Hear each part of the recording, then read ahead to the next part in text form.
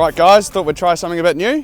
Just popped down to my good mate Andrew Tippett's place. We've been to the Cars and Coffee here in New Plymouth this morning. Thought we'd just try for a bit of content, go around some cool sheds and have a look at some cool cars, and people are always asking to get a few longer videos and that out, so we thought we'd give it a go. So anyway, this is my 1986 Mazda RX-7, 13B turbo.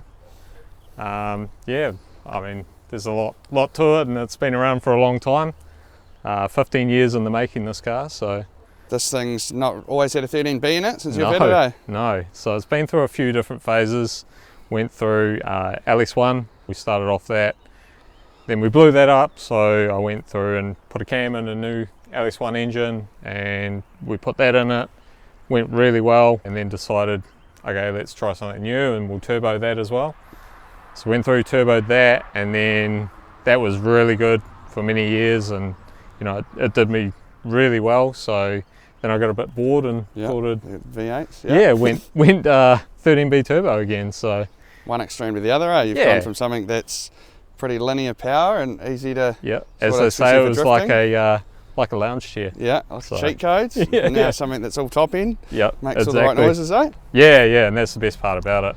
Like, it's nice having something that you can sort of turnkey and go, but you have to work on it all the time. Like, you have to be changing oils and, you know, keeping upkeep on them all the time. So, and then we've just put a dog box in it as well, so that's been a wicked thing to have in it. It's actually very loud in the car though, so it wasn't very nice to take for a drive. Whining dog. Yeah. So you've got a personalised plate on the car. Yeah. What is that about? Goliath. It actually started from Street Outlaws. So we were watching Street Outlaws one day, and we were sort of rattling off like who each other would be like, and mine was Daddy Dave, so he was Goliath. And that's where that came from, and then we just decided to take the piss and put a personalised plate on it and everything like that. Because when you first done it yellow and done that wrap on it, it had like a Goliath-y sort of so thing it had like a big samurai down the side of it, so that was sort of became Goliath. And and then we just recently changed it up. We wanted to pay homage to the people that have helped us, and you know, Trundles have been a big part of this car, so decided to pay tribute to them and, you know, everyone else that's helped. One cool thing about this car is a guy, Ryan from IMR, he did a 3D printed manifold on it. Wicked. So that was very cool to have that done. On the livery, you've got a bit of Japanese writing. Do you actually know what that says, or you've just sort of winged it? No, I do know what that says. So the kanji on it says way good. And then the back of it is aggressive style. So we just came back from Japan, and that's sort of the inspiration from the whole thing, you know. So yeah, bloody good. So yeah, 13B turbo, Cosmo engine, Borg Warner SXE 366. The Green brothers sort of helped us pick that as well. Turbo Smart, pretty much all through it. Blow-off valve, wastegate, fuel pressure regulator. The engine was originally built by BLG, Brady Gopeth, so he did a really good job on that.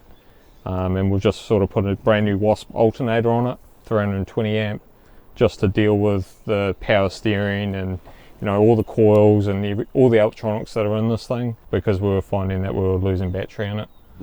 So yeah, so not much to it, but you've got an Astra power steering pump. How do you find the electric power steering? Some people really sort good. of better with it, but I really like it. The one thing that I did have to do is sort of work out the restriction in it. Once we worked out the restriction, then, you know, you can pretty much get any fuel you like through the wheel. So when you're saying really restriction, good. Like in the hydraulic lines themselves, or electrically? Exactly. So we actually filled it up with some weld, and then you just drill different size holes in it. Oh, true. So something a bit different in that respect.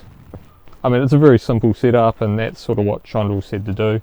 They said just keep it as simple as you possibly can, and it'll just go, and you won't have to worry about it too much. That's the thing, you want something that you can jump in and sort of drive most of the time. Serviceability, reliable to a point. Obviously race cars aren't always reliable. No, but they're definitely not. But you want to be able to drive them, and you've got a similar mindset to me of wanting to do car club events locally and do some drifting and you know, just use your car. I guess one sort of difference there is, like, I've never really been about competition. I'm quite happy just taking people for rides, and, you know, that thing is more fun to me. Like, seen the smiles on the people's faces. Especially that people that have have never been for a ride. Yeah, yeah. And he's got the good Phoenix gear. Good man. Double Phoenix, they're all brand new. So Why is it upside down? that's actually a funny story.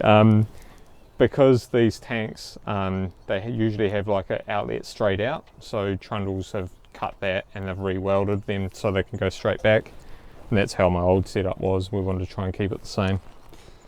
I'm sure if we ask Ben Jenkins nicely and get you another stencil to yeah, we're gonna have to flip it over the other way, eh? Yeah, there's that. Yeah, the dog box, that is incredible. So this is actually what they call a Medina gearbox. So Medina, that I believe, and this is something I haven't researched properly, but I believe they do a lot of V8 supercar stuff. They did a lot of the old V8 supercar gearboxes, and this is in a standard RX-7 casing, and it's just got all the dog internals in it. Oh, really? Yeah. So when we swapped it out, we had the old gearbox, and it looks exactly the same. So you could use the same cross member in that? Yep. Yep. Yeah. All of that was pretty much exactly the same. That's sick. Yeah. So it was very cool. It's cool that they can retrospectively fit that in. Some people watching might not know what a dog box is, like you and I do, but I am not very good at explaining this. Yeah. You're probably better at explaining that than me. I guess the best way to explain it is it's like a dog engagement gearbox. Instead of having synchro mesh gears like your road car, it's straight cut. So yeah, that's where you get the big whines and the big clonk into gear. And yeah, and they're able to like mesh into each other differently to what a standard gearbox would be. That's the big difference in them, and just, you've got to be quite positive when you're putting it into gear.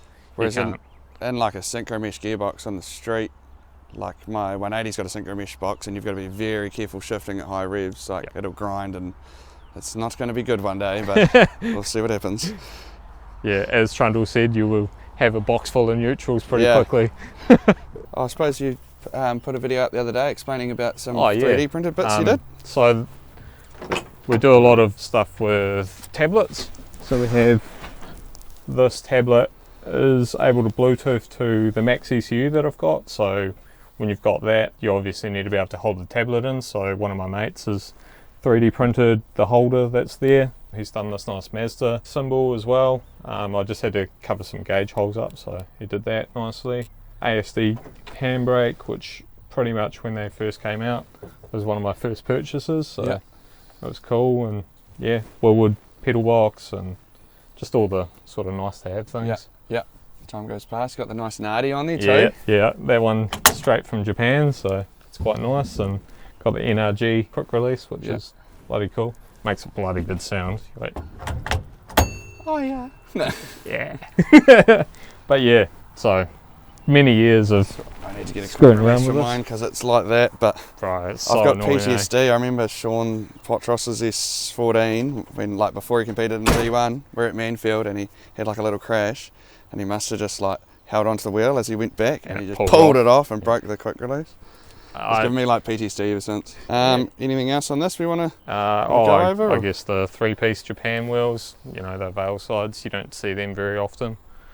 Got part shop max throughout the whole car, so it's pretty sort of period correct, eh? Yeah, For and that's sort of 13B race, like a RX-7 race car FC sort of thing. Sort of where we wanted to head with it.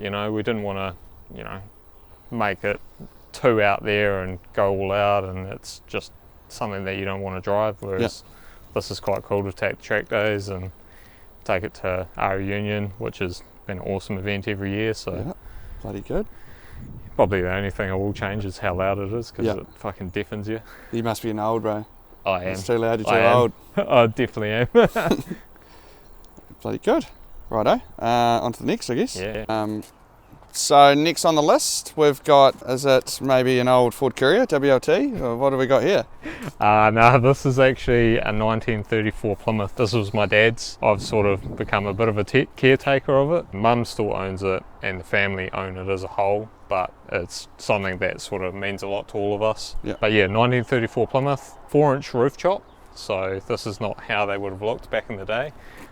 So 4 inches, it's about that much has come out of it, which is quite a lot. Custom fenders, custom fiberglass front fenders. The whole thing is just beautiful. Like, it's such a cool car to have. I could like the whole big like body lines and stuff of Old American cars, the old stuff like had such a wicked line to them. Everything was moulded a certain way to make it look just different to everything else. 440 Mopar, so that's been put in there. 440 cubic inch? 440 cubic inch, yeah. What would that be in litres? Be like you're 7 odd stretching me, litres, but it'd be just over 7, yeah. Yeah, 7 or 8 litres? Yep. So she's a very, very big motor, and then it's been overboard as well. So 30 thou overboard, big cam. Yeah, it's an absolute weapon, this thing. Like it's actually quite scary to put your foot down in. Especially it'd be pretty mechanical to drive, like, you know. Yeah. No power steering and things like that. No, it's got power steering. So power steering, custom front end from a guy in Wellington. Yeah. So that's a full wishbone setup. Oh, wicked. So really super nice to drive in that respect. And then the rear is all Jaguar, as we were talking before. Like the whole rear end of it is just resting on the axles. Yeah, that's crazy. Yeah. Looks like you've been to Pack and Save and stole some wheels off some trolleys or something. Yeah. What's going on there, bro? Down here, it's quite a smart idea. So what they've done is they've welded an extra section off of the chassis and then put some caster wheels on it. Yeah. And that's for getting in and out of driveways. Yeah. So whenever you go to a driveway, like you don't have to worry. That's good, eh? You just might need to put that on the old S15, eh? Instead of ripping the bumper off every 2 minutes. Yeah, it's something we actually should learn, you know? Like the old hot rodders, they do think about these things, so. Well, they do the exact same stuff as us, except with old American cars, really. Exactly, so, and that's the big thing about it. Obviously Kragers, so very period correct to a hot rod. Yeah. The inside of this thing is just beautiful, like they've done such nice work on the leather and all of that. It's cool with the suicide doors and stuff, eh? Yeah, we've got one door that goes that way and then we've got a suicide on the rear. Wicked. So whereabouts did it get upholstered? Can you remember? I honestly don't know. No, that's so this came from down south. Yeah. X Factor cars, I believe it was, that Dad bought the car off of. Dad already done most of the work to it, or your man did? The previous owner had done all of that work. Yeah. But Dad saw it and he just had to have it, so that's where that came from. Funny story, on the way back, they were driving back from down south and they were getting to the ferry, and doesn't have a very big tank in the back of it. Yeah. And they were driving along and they ran out of gas, so they had to like go up to the local farmer and ask for some gas and get it home. And then it got stuck on the ferry because the alarm went off on the ferry and they couldn't turn that off, and couldn't figure it out. It was a hell of a time on the way back, apparently. I remember my dad telling me when he was like, I don't know, a teenager in his 20s, and him and his mates who had like Tiranas and Escorts and that, and he reckons they used to be able to put in like $1 each and go do like a couple of laps around town or something, and they ran out of the KFC drive-through. You remember the weirdest things, eh? Yeah. But yeah, the Jaguar rear end is unreal. I've never seen anything like it. There's no top arms, so that's all resting on the axles. Yeah, it's pretty crazy. We were looking at it before, so it's got 4 shocks in the rear, 4 struts. Four shocks, single big arm on the bottom of it. But yeah. But it's still sort of, it's like a solid axle, but it's not a solid axle. Yeah, exactly. It's pretty industrial, eh? Yeah, very industrial. And those Jaguar ends, like, you're actually sitting over top of it, so you can hear all of it in the car. So it's actually very weird. It has a hell of a whine to it. Yeah, hard out. And just a quick rundown, I don't know if we talked about the number plate, the WLT. So Plymouth and Chrysler are very similar companies, and they were owned by the same person, Walter P. Chrysler. Yeah. And that's where Walter P. comes from. I feel like if you didn't know that, you wouldn't know it. It's hard to figure. You could probably sit there behind this trying to figure that out for a while. Yeah, and he is a bit of a grumpy bastard, so it's pretty funny that it's Walter, you know. Yeah. Usually have a grumpy Walter around somewhere. Not Walter White. Yeah. I guess we have a quick look at Shane Larney's little Evo while it's here. Oh yeah, this thing is beautiful. Some of our mates, they're really good mates with Andrew and his partner, and this is their little Evo 2. Street car. They just come up to Cars and Coffee, so obviously Evo 2. Got the period correct OZ wheels on it as well. But they've fully stripped that thing down. There's not a bolt and nut that hasn't been turned on it, and they put all brand new bolts in it, and done all the zinc plating on them properly and everything like that. So it's a pretty a wicked very job. cool little car. So next on the list, we're just looking at Tippett's saloon, or is it a super saloon? Now this is saloon, so Saloon, it's not quite the super saloon, but I don't know heaps about Speedway. I've watched a bit of Speedway and that, but you give us a bit of a rundown. It's quite a unique car. Yeah, so I guess this is what they call a Love Lady chassis. Came from the South Island. The guy down there built them. Very fast car. It's based on a Mustang. So in Speedway, in the saloon class, we have a standard car that we base it off of. Yeah. So this one's based off a Mustang. But saying standard car, like it's still all like space frame. Yeah, so it's full tube chassis. Yeah. So we base them off of that, and we have a full tube chassis, and then you just basically put panels on it to make it look like a car, basically. Do you have, like being a tube chassis, it's got to meet certain dimensions and stuff? Absolutely, yeah. So we've got wheelbase rules, and then when the car's in a hiked position, it can't move forward more than 50 mil on the rear wheel. Yeah. It's sort of to combat a lot of cars. They would basically put into what they call like a steer situation, where the axle would steer around Like a the rear steer sort of. Yeah, yeah. And so that was to sort of combat that a little bit. And a lot of the late models in America do that. You'll just see them hiked up on the bars and they'll just be twisted right over. Wicked. So 351 Windsor motor. So if we're basing on a Mustang, we have to have a Ford engine. Yeah, right. Yeah. And then being limited, we have there's certain rules, like it's got to be under 361 cubic inches, and there's certain lots of rules that we could get into, but I mean that's sort of a basic at the moment. So I've got a couple of questions then. If you changed the panels on it, made it look like a Camaro or something, you can't do that? You can, but you have to go Chev motor. Yeah. And then with this, I wasn't aware that they were V8s, to be fair, saloons. So what's a super saloon? So Super Saloon is basically an open class where you can do whatever you want with the car, the chassis, the motors. Yeah, you're just basically an open. Yeah. These are very limited, and they have to, so whatever you are, say this is a Ford, they have to stick with the Ford engine. Yeah.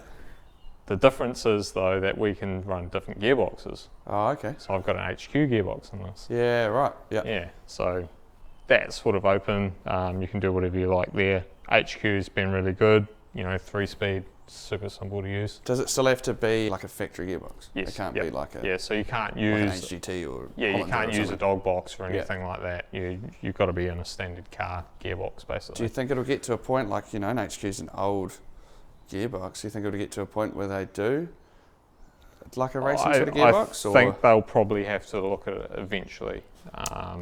Just, supply and demand, eh? Yeah, exactly. They are getting more and more rare. Albeit they don't actually break that often, so that's quite good about them. You'd probably be putting it in top cog and then... Yeah, exactly, and then you just leave it. Yeah. So it's got a Winters rear diff. Wicked. So quick change. Yep. You can change it to whatever ratios you like, and we do that quite often. But lately we've sort of found our gear set that we kind of like for every track, and we just sort of leave it at that. So with running the Winters, is it the same sort of one we would use in a drift car, or is it a bit different? Or slightly different. So like sort of a similar sort of casing and everything like that, but we use a solid shaft that goes right through. Yeah. And we use spacers on the axle. Yeah. So we can space the wheels in and out. There's lots of things you can do to them. They're so adjustable, it's not even funny. That's the thing. Like, I've just built that 180 and it's still got quite a bit of adjustable stuff, but there's so much to adjust and it's like a bit overwhelming. Yeah. And mine's quite basic, you see some of these other like pro cars, you're like, where do you even start? Yeah, like this, there's like, we'll pull the panel off the side of this and you'll see underneath there's so many different adjustments you can do on that one side. So it's actually pretty crazy. So we're going to put the Camaro kit on now? No. yeah, we can just unbolt this and put the other one on. So we have in this car what we call a 4-bar. Yeah. So on either side of our axle, we've got 2 bars that run up to the chassis. Yeah. And you can adjust them up and down to whatever you think that it needs at the time. And then we have an extra bar on this one because we have a bar on the brake. So it's a floating brake. Oh, okay. Whenever you hit the brakes, it actually pushes the chassis up. Shit. Yeah, so it's really Do you sort incredible. of use that to set yourself up into a corner? Exactly, so you actually use it to tilt the car into a corner. So like if you were at the track, right, and adjusting these, Yes. what would you do? Like you'd want to get more grip or more turn in or that? Or Yeah, so if you want to get more grip, achieve? you'll usually run the bars up. Yeah. And then what it does is it hikes the chassis up, and then it uses that corner to push down into the ground. Yeah. And then it pushes this harder into the ground. More drive. And then you get more drive out of the left rear. Wicked. And quite incredible, like as you can see, all of this is just all tube.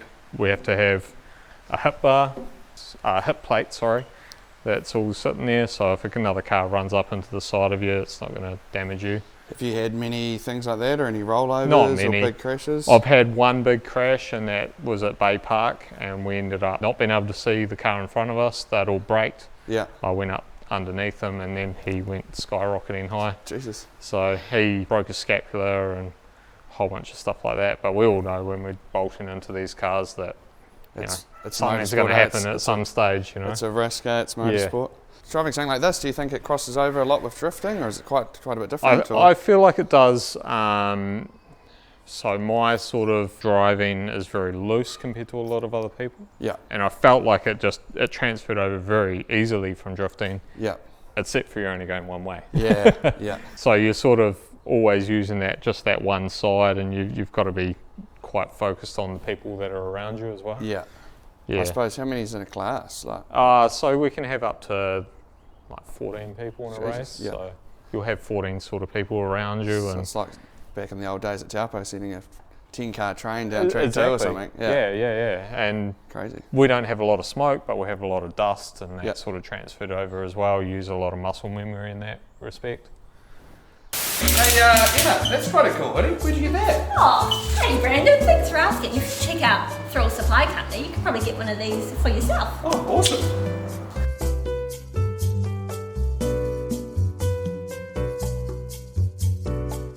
So Harold Automotive have built the engine. We had a bit of a mishap with it before, but they've fully redone everything, and the motor's very healthy now, and it's very good. As you can see, more adjustability in the front. You know, we change out springs, we change out shocks. Yeah, there's so much to them. Like you got to be really on the ball, got to be learning all the time. Like you can't just do one thing and it works. Yeah. Yeah, run small alternators. We don't have much to power, so there's lots of that sort of stuff. Yeah, it's so like the whole thing is so just so, custom, yeah, and it's so open too. Like you can pretty much get to the whole engine anytime you like.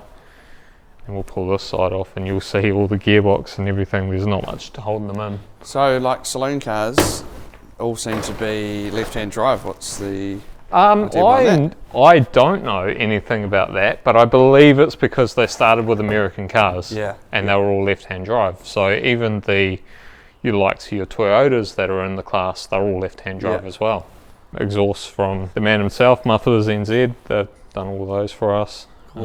Craig Korf, and you can see how crazy it gets under there. Like we've got a lift bar that's in here. You can change all of that. We've got a fifth coil that's there. All the bar angles, the J bar, which is the bar that you can see that runs across and over top of the diff. So we'll move that up and down during the night, and what that'll do is actually change the fulcrum on the diff, and then it'll start walking differently. Jesus. Yeah. So what's this one here then? Sorry. So that's a fifth coil lift arm. Yeah. So what that actually only takes a bit of shock out of it. Yeah. So when we're bouncing through ruts, it's not as harsh on it basically. Yeah. A lot of people think that that's just an extra coil for the suspension, but it's more like for the rebound maybe. Yeah. It's sort of stopping that bounce through it. It's crazy. Like even the adjustability. Going from a drift car where you set it pretty much once and sort of forget it when we're doing like a lot of just standard drift days and things like that. That's the difference too. Like a drift car is such it's a basic car, you know. Yeah. We've modified it, whereas this is all custom. This is just a pile of metal. Yeah, exactly. Big V8. Another thing that we do differently to drift cars is we'll shut off our right front, so I can brake. Yeah. So the brake completely you can just about completely turn it off, so I'll have that turned off so that when we get into a brake situation, it'll use the left front and it'll pull itself into the corner. We use a lot of brake adjustment in the race as well. So you'll go from being quite front heavy Yeah. to a lot of rear brake right at the end of the day. Is it worth having a quick rundown? There's heaps of dials and stuff. Oh, in the car. mate, yeah, it's like an airplane cockpit in there. So in here we've got obviously your main kill switch, starter, and the ignition. This is for the lights underneath it, so you can turn the lights on and off. Like Yeah, neons so or for working on it? for working on it. Oh, So we wicked. have like lights underneath. Yeah. And then we've got the fan. Obviously you turn that on before you head out and leave it on. You can turn, so it doesn't completely turn it off, but it limits the amount of left rear brake and then right rear. Yeah. And then I usually have a handbrake one. So we're different to a lot of people when we actually run a handbrake in this. Oh, okay. And Just what for it like does is it's only on the left rear brake, Yeah. and what it'll do is it'll hike that side up Yeah. if you just pull it on a little bit. I've never used it, but Yeah. that's what it's there for basically. True. Definitely a drifter. Yeah. So this is our right front brake, and that's our left front brake, and then so this is all the way down. At the moment that would be full brake, and then you can just slowly go through that and adjust how much brake you have on the right front. Yeah. Then we've got our gear selectors. So being an HQ, we've got forward and reverse on one lever, and then we've got second and third on the other one. Oh, true. Yeah. So you have to like remember to pull it out of one and then put it into the other one. So they're not twin lever in the car though, are they? No, they usually run like a lever that moves in and out, but Yeah. it actually moves the two levers on the gearbox to make True. that work. Wicked. Yeah. I did not know that. And then we've got an accumulator as well. So like oil. Yep, oil accumulator, so we try to save the motor as much as we can. Yeah. That's a It, good idea. it did it quite a lot when we had an engine failure, but Yeah. it can't save everything, right? So So, it's as much as we can. one other little thing on this I thought is worth mentioning is a lot of Speedway cars run like a ratchet for the seatbelt. I've always found that quite interesting. Yeah, so not many guys in the saloon class will run them, but I tend to run it because it just helps me strap right in. Yeah. So you just ratchet it right down, and then your whole harness through here is actually pulling you down into the seat. Yeah. And then you just go from there and pull your belts I normally know, after especially in like teams racing and that it's very that. Yeah.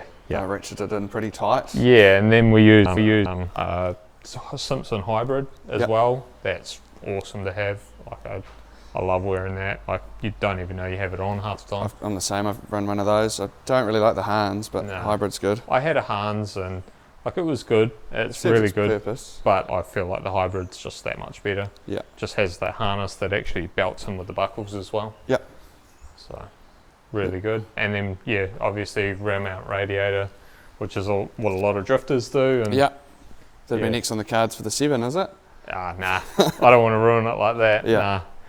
I was the same with the 180. Like I could have gone and done that sort of stuff, but it's just more money and more time that you're not going to drive it. And Just keep it simple, and Yeah. it's already set up, so why not? even though saying that I am having overheating issues, but Yeah. that's for another day. That chain just to stop as like a stop Yeah, it pulling the so shock that's, out. that's the full length of it. Yeah. Jesus. So there you go. That's what it'll be in full hike. Wicked. Feel quite funny driving like that? I think the seat's sort of like tilted just slightly over, so you don't feel Oh, so bad. yeah. But yeah, like it Suppose you get used can to it. be a little bit weird to do the first couple of times you do it, but then Once like you're I've- sort of in depth and in it though, you probably don't even think yeah, about like I've had this wheel sort of hiked way up, and you're really hiking up in the bars like this, and it. Yeah. it still feels safe. You don't feel like you're I suppose So in that weird. quite cambered, like the track's quite cambered too, eh? So yeah, exactly. So you feel like you're a little bit flat. Natural. Yeah, Beauty, wicked. it's something that not a lot of people get to see. So Yeah, definitely a lot more than I realised goes on with them, eh? Now we get Emma to look at the S13. So the last car in the Tippett stables is Emma's S13. Tell us a little bit about the S13, Emma. What motor's in it? Yeah, so we've got a S13, it's got an SR20 det in it. Yep. We purchased it maybe mid last year. Wanted to run for ages, forever and ever, and fell in love with the fact that this was, factory. Yep. It's a cool car. It looks wicked in the two-tone, and it's got a few little hidden features that I think are quite cool. It does, absolutely. I'll show you one if you like. Yep. And so these came out factory in some of the old Japanese ones. So in here we've got a wee cool box which is plumbed into the AC, which is quite cool. So keeps our drinks nice and cold.